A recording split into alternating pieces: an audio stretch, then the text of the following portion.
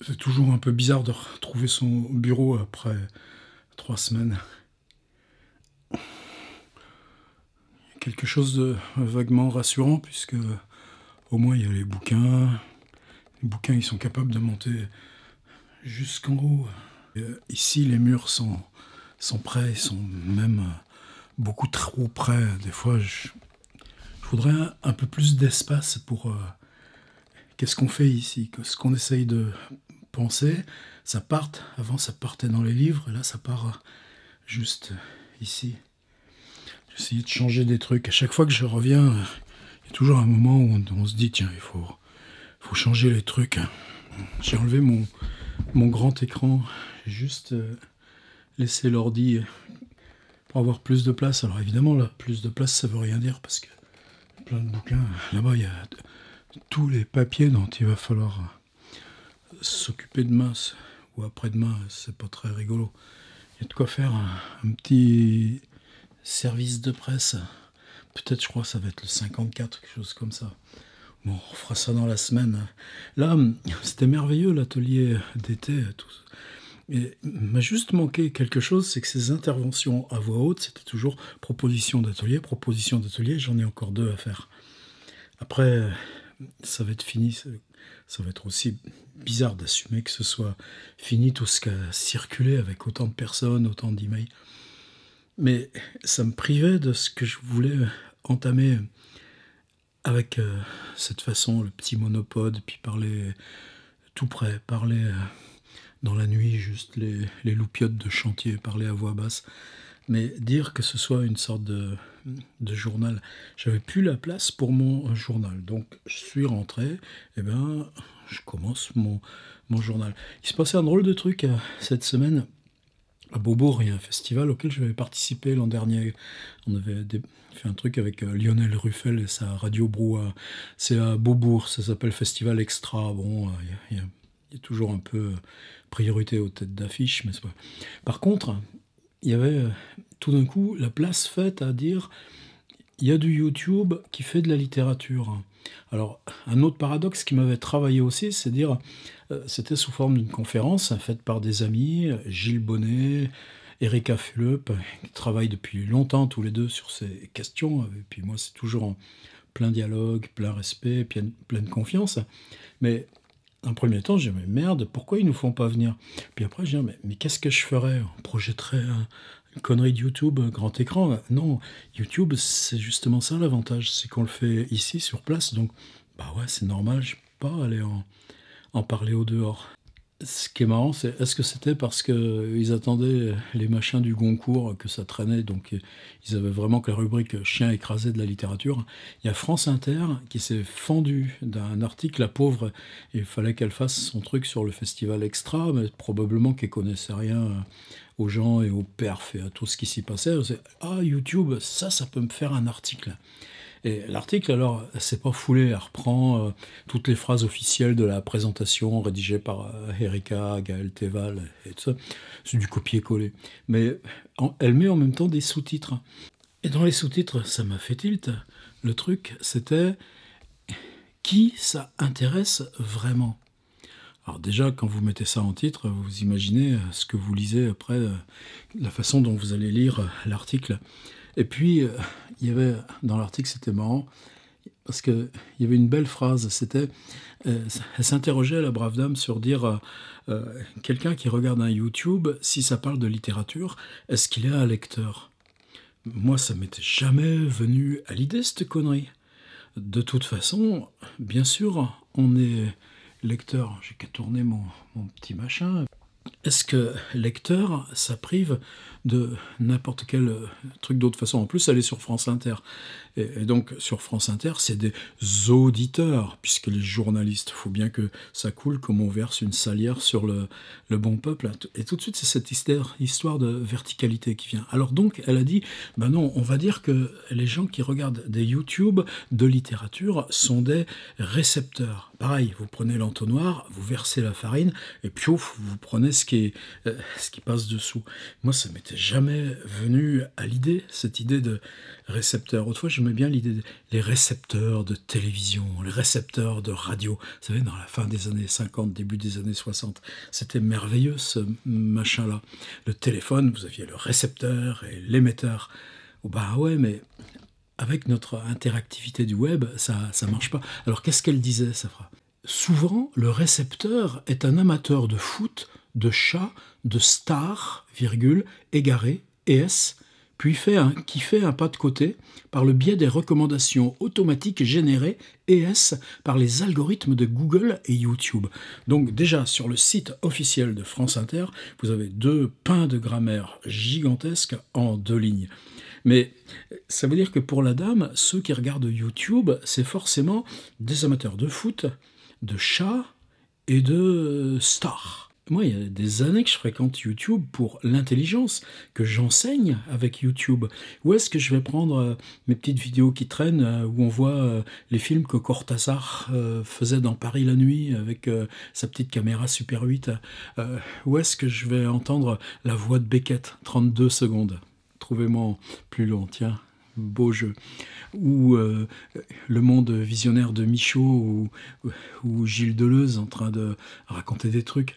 Ben, c'est YouTube, ce truc-là. Ça veut dire que dans cette profusion de la plateforme, oui, grâce aux algorithmes, aux petits tagages qu'on installe sur nos vidéos, on est capable d'aller trouver les pépites qu'on cherche. Si je cherche Francis Ponge, j'y vais.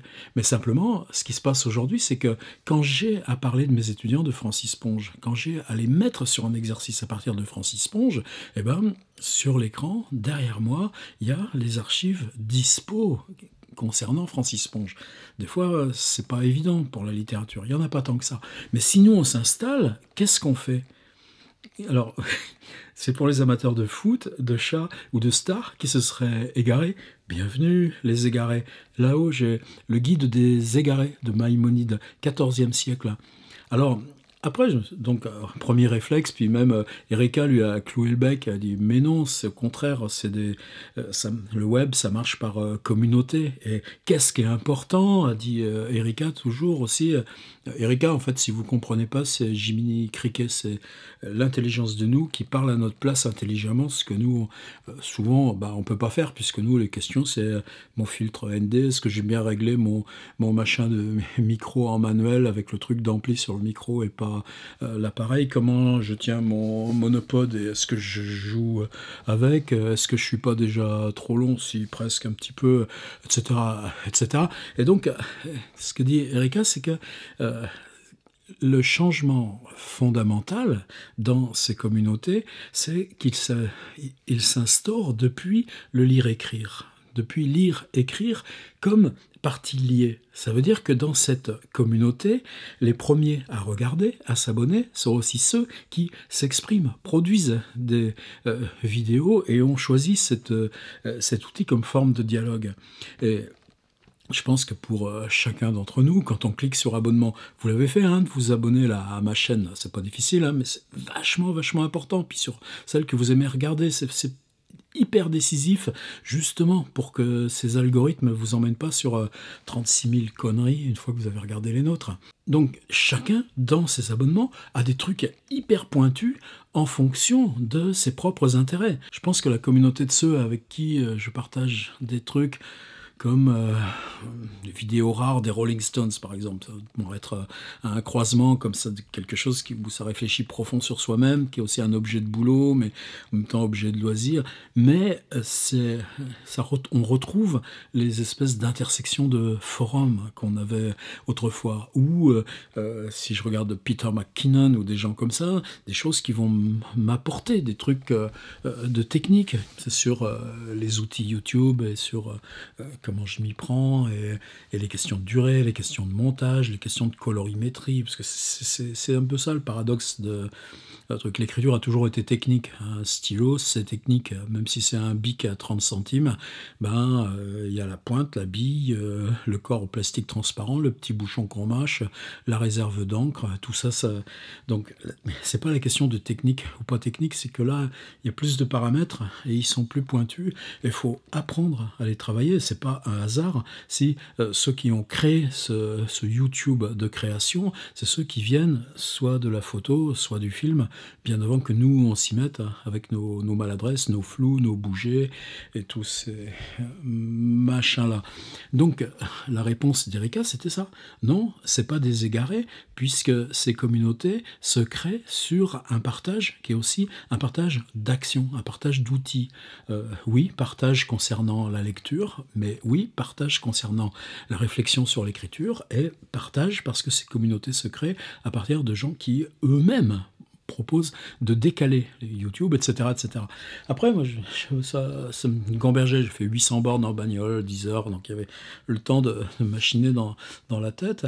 Mais égaré, justement, le guide des égarés de Maïmonide, quelle positivité il y a dans ce truc. C'est-à-dire, nous, dans le web, on appelle ça la sérendipité. C'est un vieux conte anglais du XVIIe siècle, les princes de Serendip qui partent en Asie pour trouver des merveilles, qui se retrouvent égarés après une tempête sur l'île qu'on appelle aujourd'hui, qu'on appelait nous Ceylan, Sri Lanka.